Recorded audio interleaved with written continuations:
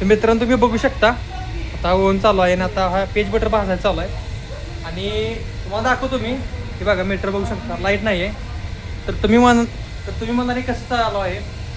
तर मित्रांनो बेकरी या फील्डमध्ये ना एक आपल्याला बॅकअपसाठी एक जनरेटर ठेवावा लागतो. त्याच्यावर सगळं चालतं. समजा चुकून लाईट गेली आता गेलीच आहे तर हा पूर्ण माल आहे ना पूर्ण बाद होतो. त्याला गॅरंटी नाही वॉरंटी नाही डायरेक्ट हा फेलच होतो. त्याला आपण डायरेक्ट टाकून द्यायला लागतं. त्यामुळे बॅकअपसाठी एक जनरेटर ठेवायला लागतो. तर चला तुम्हाला आपला जनरेटर दाखवतो. हा मित्रांनो तुम्ही बघू शकता तुम्हाला आवाज येणार नाही परत मी दाखवतो तुम्हाला. हा आपला जनरेटर आहे.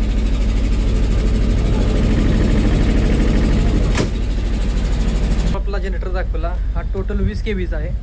हा आपण रिसेंटली नवीन घेतला होती 4-5 महिने झाला असेल. तर मित्रांनो सकाळपासून लाईट नाही आहे कारण मंगळवारी आमच्याकडे लाईट जाते. तर तुम्ही बघू शकता जनरेटर हा सकाळपासून चालू आहे आणि बेकरी व्यवसायात जनरेटर हा किती महत्त्वाचा आहे हे बेकरी ज्यांना आहे त्यांना माहीत असेल. कारण जे आपली ओव्हन इलेक्ट्रिक मशीन आहेत सगळ्या ओव्हर चालतात त्यामुळे जनरेटर हा महत्त्वाचा आहे.